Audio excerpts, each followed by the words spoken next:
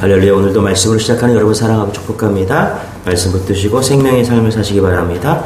오늘 우리에게 주신 말씀은 고린도전서 10장 1절부터 13절까지 교독하도록 하겠습니다. 형제들아, 나는 너희가 알지 못하기를 원하지 아니하노니 우리 조상들이 다 구름 아래에 있고 바다 가운데로 지나며 모세에게 속하여 다 구름과 바다에서 세례를 받고 다 같은 신령한 음식을 먹으며 다 같은 신령한 이는 그들을 따르는 신령한 반석으로부터 마셨음에 그 반석은 곧 그리스도시라.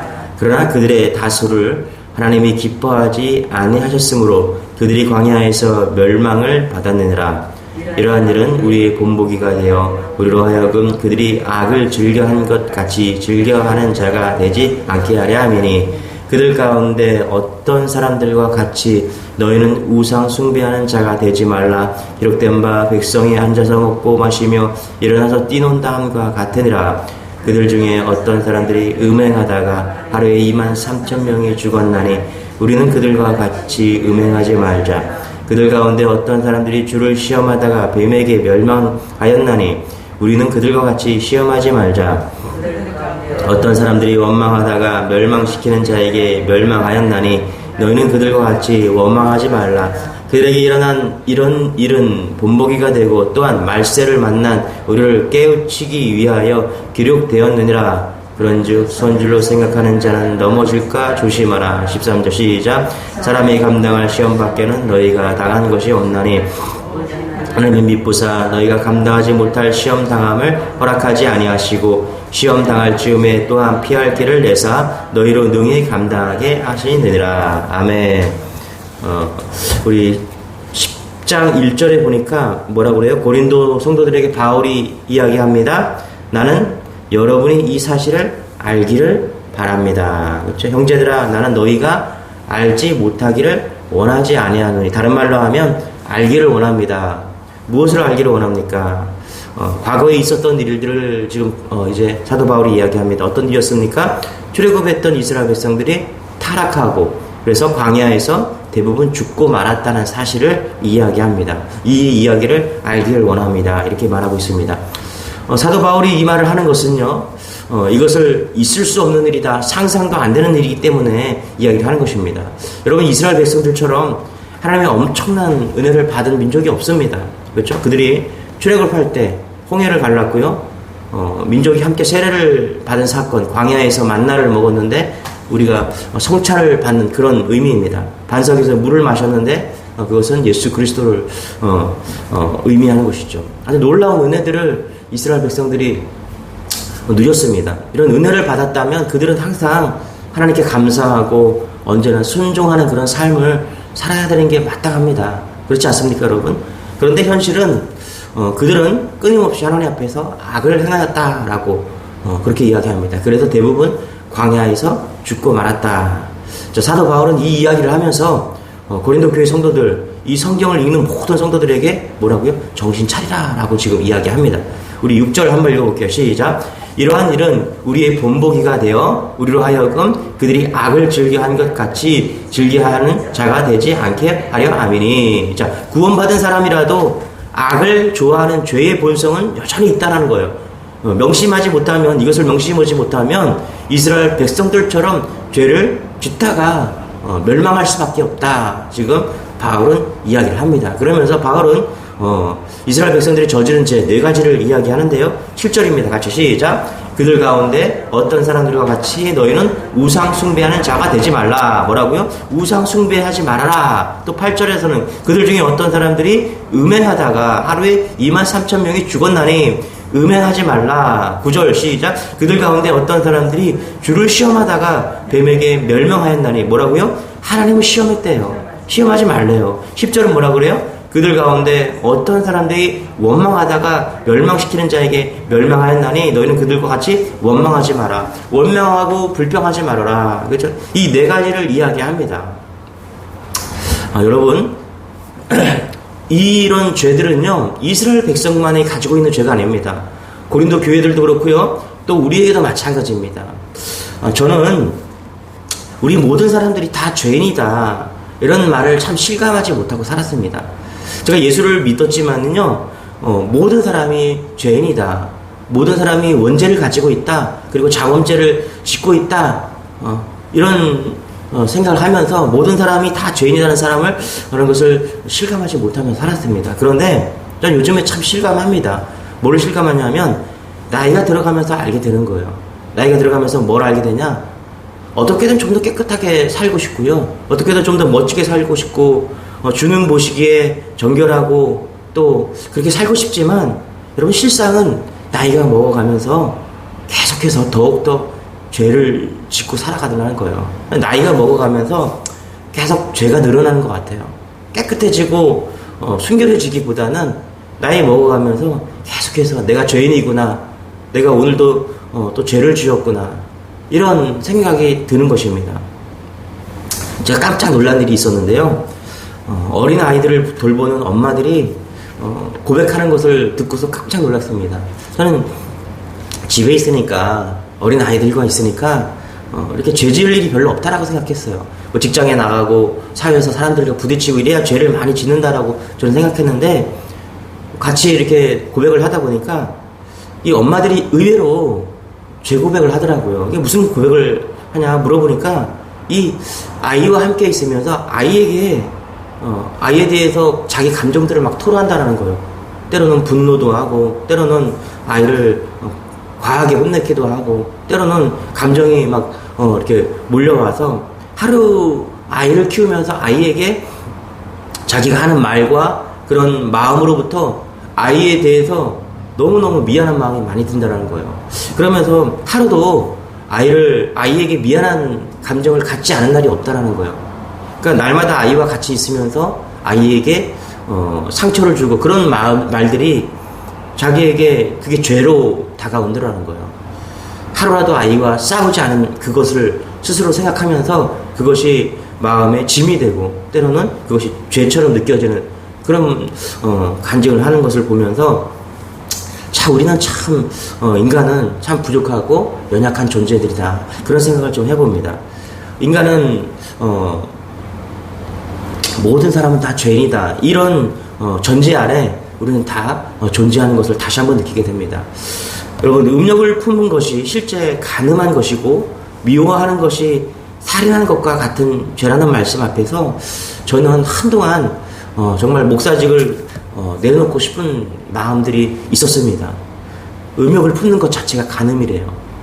한 사람을 미워하는 것 자체가 살인하는 것과 같다는 죄를 성경은 이야기합니다. 간음한 죄, 살인한 자가 어떻게 목사가 될 수 있을까? 그러면서 또 다른 사람을 판단하는 그런 정죄를 하는 죄, 그것이 가장 큰 죄, 교만이라고 성경은 이야기합니다. 따지고 보면은 바리새인 중에 바리새인이 저라는 생각을 좀 하게 되었다는 것이죠. 여러분, 저뿐만 아니라 예수 믿는 모든 사람들이 이 죄에서 자유로울 수가 없을 것입니다. 자, 사도 바울은요, 오늘 이 죄에 대해서 이야기를 하는데요. 특히 스스로 믿음이 좋다라고 말하는 그 교만하는 사람에게 경고합니다. 11절, 12절입니다. 같이 한번 읽어볼게요. 시작. 그들에게 일어난 이런 일은 본보기가 되고 또한 말세를 만난 우리를 깨우치기 위하여 기록되었느라. 12절. 그런즉 선줄로 생각하는 자는 넘어질까 조심하라. 고린도 교회 중에서 자신은 영적으로 굳게 서 있다라고 자만하는 사람이 있었다라는 것입니다. 그들은 자기 의에 사로잡혀서 사도 바울은 의심하고 사도 바울을 비난하고 그렇게 하였다는 것입니다. 서로 자기가 옳다면서 다투었다는 것입니다. 우상숭배하는 신전에 들어가서 제사 음식을 먹으면서 그것이 마치 큰 믿음인 줄 자랑하면서 믿음이 약한 자를 실족하게 했다는 거예요. 말도 안 되는 음행의 죄를 짓는 이들을 용납하였다는 것입니다. 그러면서 그들은 자신들이 믿음이 좋다라고 자랑했다라는 것입니다. 자, 사도 바울은 그런 교만함을 조심하지 않으면 반드시 넘어진다라고 경고하고 있다라는 것입니다. 여러분, 계시록에 보면은 주님은 4대 교회를 책망하면서 내가 내 행위를 아노니 내가 살았다 하는 이름을 가졌으나 죽은 자로다, 이렇게 이야기합니다. 여러분, 우리도 오늘도 마찬가지입니다. 성도란 살아있는 사람들이거든요. 목사, 장로, 권사, 집사, 교사, 성도 다 살아있는 사람입니다. 이거 살아있는 이름이에요. 그런데 실상은 죽은 사람일 수 있다는 것입니다. 어떤 사람이 죽은 사람일 수 있습니까? 내가 죄인인지 모르는 사람은 죽은 사람일 수 있습니다. 그래서 교만하고요. 그래서 음행의 죄를 짓고요. 그래서 판단하고요. 정죄하고 그런 사람은요. 실상 우리가 살은 사람이지만 다 살은 사람이라고 이름을 가졌지만은 죽은 사람일 수 있다는 것을 잊지 않는 여러분 되시길 바랍니다. 그래서 죄에 대해서 민감해야 되고요. 죄에 대해서 온전히 서야 된다는 것입니다. 여러분 잘 보세요. 다윗처럼 하나님의 총애를 받은 사람이 없습니다. 다윗처럼 누가 하나님의 총애를 받았습니까? 하나님의 마음에 합한 자가 다윗이었습니다. 그러나 여러분 다윗도 살아있는 사람인 줄 알았는데 죽은 사람이었어요. 어떨 때 죽었습니까? 우리아의 아내를 간음하고요. 우리아를 전쟁터에 보냈을 때 그는 살아있는 왕이었지만 실제로는 죽은 사람이었습니다. 문제는 그러고도 얼마나 뻔뻔했는지 그가 그런 죄를 짓고도 죄를 깨닫지 못했다는 거예요. 여호와의 사심을 가리켜 맹세하노니 이 일을 행한 사람은 마땅히 죽을지라. 그렇죠? 죽은 사람이었어요. 다윗은 왕이었고 하나님과 합한 자라고 그렇게 생각했을지 모르지만 우리아의 아내를 간음하는 그 순간, 그가 죄를 짓는 그 순간, 그가 죄라고 깨닫지 못한 순간 그는 죽은 자라는 것을 성경은 이야기하고 있다는 것입니다. 그렇다면 여러분, 우리를 죄를 깨닫고 날마다 죄 안에서 살아가는데 우리는 죄에 넘어지고 마냥 운명처럼 그렇게 우린 죄인이라고 그렇게 살아가야 됩니까? 성경은 그렇게 이야기하지 않습니다. 어떻게 죄를 이길 수 있느냐? 우리 13절입니다. 같이 한번 읽어볼게요. 시작. 사람이 감당할 시험 밖에는 너희가 당한 것이 없나니 오직 하나님은 미쁘사 너희가 감당하지 못할 시험 당함을 허락하지 아니하시고 시험 당할 즈음에 또한 피할 길을 내사 너희로 능히 감당하게 하시느니라. 우리 안에 악을 좋아하는 죄의 본성이 있는데 어떻게 우리가 온갖 시련과 시험을 이길 수 있는가? 하나님께서 우리를 도우시는 보혜사 성령님을 우리 안에게 임하게 하셨다라는 사실을 잊지 않는 여러분 되시기 바랍니다. 여러분, 성령님께서는요, 우리가 육신의 속성을 따라가지 않고 주 예수님을 바라보고 주님을 따라가게 살게 해주십니다. 이것이 하나님께서 우리에게 마련해 주신 시험을 이길 수 있는 길입니다. 시험을 당할 즈음 허락하지 아니하시고 시험 당할 즈음에 피할 길을 주시는 놀라운 지혜와 은혜로 우리를 구원하는 기술은 뭐냐 하면 성령님께 순종하며 사는 기술입니다. 할렐루야. 예수님을 바라보면서 동행하는 삶, 그 삶을 사는 것입니다. 그럴 때 우리가 능력으로 이길 수 있다는 것입니다. 15절이 아주 중요한 말씀인데 우리 같이 한번 읽어볼게요. 시작.